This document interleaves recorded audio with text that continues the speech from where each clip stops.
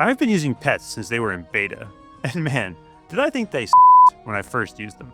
But boy was I wrong. After several months of grinding, like everything else in Heroes vs. Hordes, these little guys evolved from cuddly companions to battlefield beasts. In this guide, I'll show you how to turn your snails into nails, or at least the mechanics of how pets work. There are 4 main topics to cover. Number 1, how pet expeditions work. Number 2, how to level up pets.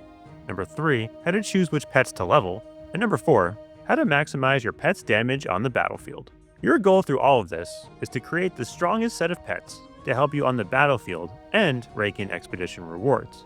So get ready to deploy your pets to maximum efficiency. How to get your first pets. Real quick, what came first? The pet or the egg? In this case, it's an egg. They give you 1 egg to start out. You'll find it on the Eggs tab of the Pets section at the bottom of the screen. Open it up and you'll start your excellent journey through the pet mechanic in Heroes vs. Hordes. What do pets do? Heroes can take 1 active pet into battle. Each pet has a unique ability that assists in combat. Additionally, heroes can assign 2 passive pets to provide support bonuses to their active pet.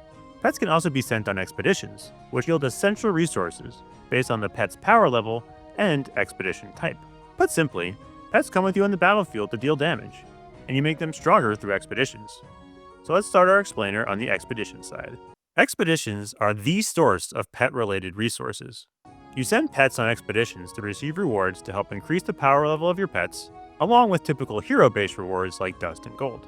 However, the pet resources are the most important part of the expedition, so it's important to understand what the most valuable resources are and how to get them. Pet expedition mechanics. Here's a rundown on how expeditions work, followed by how to choose the highest priority runs. We start out with expedition areas. Heroes can select to run expeditions in any of the 5 areas. While each area provides unique elemental resources, all areas have the same relative importance. Expeditions can vary in length, lasting 1, 2, 4, or 8 hours. You get more resources in return for longer runs, but it's generally better to run more expeditions. I'll explain more as we go, but know for now that it's better to run 2 1-hour expeditions than 1 2-hour expedition. Lastly, you'll note that some special expeditions exist with a gold border, indicating that the resources rewarded are rare and valuable. So what can you expect from these expeditions? Well, there are 6 types of pet-specific resources. The first is a standard egg. These will hatch into certain pets. You only get standard eggs from expeditions. Things like enchanted eggs can only be obtained via event rewards or gems, but will not be an award from an expedition. Next up is pet orbs. A pain to grind early, they become completely forgettable after a month, but they are required to level your pets. I think I'm up to over 7 million now, and I don't even care. The next resource they can grant are neutral stones. Neutral stones are required to promote all pets. These have been the most valuable in my experience as they continue to be the limiting factor for me across all resource types when I level up my pets. Next up are elemental stones, a specific type of stone that's required to promote pets of the same type. Next up, you can get neutral prisms, which are required to evolve all pets, which I'll get to in a minute. And finally, they're elemental prisms, a specific type of prism, like the elemental stone, that's required to evolve pets of the same type. You get these pet resources upon completing an expedition, and the expedition rewards always follow this general pattern. You'll get a 3-slot slot machine. The first slot is always pet orbs. The second slot guarantees the resource displayed on the expedition header, like stones, gold, or dust, while slot 3 provides a random resource for the pool of all pet expedition rewards. This includes both pet rewards and hero-based rewards. The resources granted by the third slot are random across all areas, and that third slot is why running 2 1-hour expeditions is better than 1 2-hour expedition. You get additional spins of the third slot. The additional spins of that slot offer more chances at the highest value pet rewards, stones and prisms. You can run up to 3 expeditions at once, which you get from the following sources. The first run is free to all players. The second run becomes available at VIP level 5 and higher, so that's about a $75 cost. And the third is unlockable via the Expedition Starters Pack, which is a permanent pack and one I highly recommend getting for only $4.99. You run so many pet expeditions that $5 is an incredible value for increasing the levels of your pets. Now that was a lot of information to take in, so let me try to distill it down to a rule of thumb for choosing expeditions. Part 1. How to maximize expeditions. Follow this rough priority to maximize your rewards. First, prioritize any gold border runs. These will guarantee you the best rewards, and think things like stones, prisms, or gold keys. Then prioritize silver key runs. Then prioritize shorter runs over longer runs. And finally, prioritize based on the resource, like dust, orbs, or gold. You should try and do more short expeditions when you're actively playing, and save the longer ones when you go offline or go to sleep. More expeditions, like I mentioned earlier, give you more chances at that third slot for higher quality rewards. If you need a particular elemental stone or prism, you can favor expeditions in that area. For example, if you're short on fire stones, make fire expeditions a priority. That third slot can throw fire stones or fire prisms at you. Now, in explaining all the details, I skipped over one kind of obvious mechanic: power score. The power score is at the top of every expedition and roughly correlates to the size of the reward at the end of the run. A higher score means more resources. The power score reflects the average power of your 12 strongest pets. If you have fewer than 12, then it uses the average score of all your pets. Increase the levels of your 12 strongest pets to increase your expedition rewards. And so that begs the question, how do you increase the power of your pets? Part 2. How to level up pets. Your goal with leveling pets is to create the strongest set of pets to bring onto the battlefield with you. You level up pets by spending the pet resources you gain through expeditions. And gold. A lot of gold. Pets have 3 parts to their leveling system. First off is basic levels, which require gold and pet orbs to increase. Next up is promotions, which complete 1 arm to a star, and they always require neutral stones, and then typically require an elemental stone. And lastly, there's the evolutions, which complete the star and give access to pet skills. Evolutions require neutral prisms, elemental prisms, and sacrificing 1 or more lower pets to the devs. Very early in your grind, pet orbs will be at a premium. However, they quickly become forgettable, so don't pay for pet orbs. After the early part of your grind, elemental stones may become the bottleneck to promotions for a bit. But in the long run, neutral stones will become the limiting factor in your pet grind, so you want to focus on getting neutral stones from as many expeditions and events as possible. And wait a second, did you hear me mention you need to sacrifice your pets? In order to evolve a pet, you need to sacrifice lower level pets. That means you have to level up pets only to put them on an altar and then sacrifice them to the devs. Sacrificing level 0 pets to reach star level 1 isn't a big deal, but sacrificing a level 1 pet to reach star level 2? That's a whole bunch of resources. A level 1 pet costs 9 elemental stones and 7 neutral stones, so it's a really big investment. And it's only going to get worse, as hitting star level 3 requires sacrificing 2 2-level pets, which is the equivalent of 52 elemental stones and 34 neutral stones.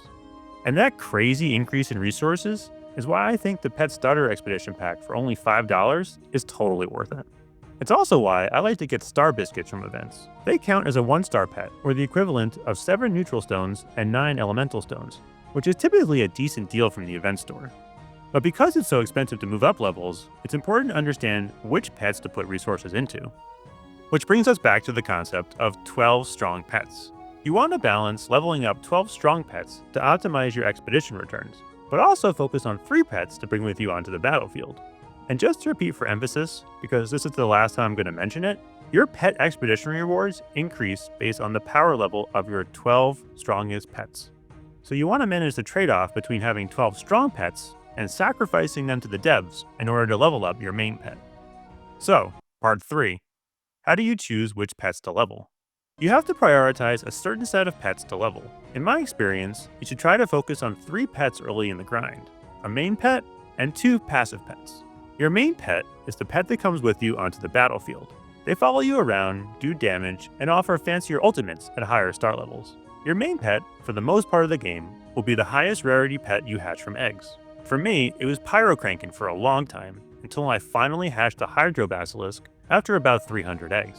I personally always prefer range damage over melee, and Pyrocrankin fits that bill between the 2 base set rare pets. Your main pet gets his power augmented by 2 passive pets. Those 2 pets will typically be your next 2 strongest or highest rarity pets. Early in the grind, your passive pets will typically be an Ember Paw and an Elemental Striker. To become eligible for passive status, pets must reach 1 star via leveling. I tried to get Pyrocrankin to be eligible for star level 2 evolution before leveling the passive pets to star 1. Then I leveled 2 more pets to sacrifice in order to evolve the Pyrocrankin. For these sacrifice pets, I chose green elementals, because unless you get Dino, those elemental tokens will not go toward any epic level pets. And it's important to note that there are no special bonuses for sacrificing specific pets, and you cannot sacrifice a pet that is currently deployed or on an expedition. My thinking with this build path was they would max your damage early and then let you augment it with passive pets without having the cost go crazy so quickly. Because, at the end of the day, you want to maximize your pet's damage on the battlefield. Part 4. How to maximize pet damage. As pets level up, their stats improve, making them more effective on the battlefield. The power score at the top of the pet portrait gives you a sense of the damage they'll do. So your goal is to get one super strong pet and support it with 2 strong passive pets. Because rare pets have higher max levels, they will eventually become your main pet, while lower rarity become passives. So your goal is to get one super strong pet and support it with 2 strong passive pets. The higher the pet level, the more damage it will do. However, pets start doing additional damage once a run begins from 2 and only 2 sources right now. The first is damage tone, which also increases your pet's damage. And then, pets gain additional levels in damage for every 5 hero levels. So as you level up throughout a chapter, your pet will get stronger. Typically, ranged pets can maintain more constant DPS than melee pets, but you can't always just have them standing still. For example, Ember Paw's passive creates a fire orb type circle around your pet. To max damage with that, you need to make sure your active pet is standing in a big bunch of horde. I know I threw a lot at you, but there are a few more odds and ends for me to mention just real quick. First, there are several ways to obtain more eggs. While I glanced over it earlier, you can also get eggs via monthly subscription from the pet store, which I wouldn't recommend.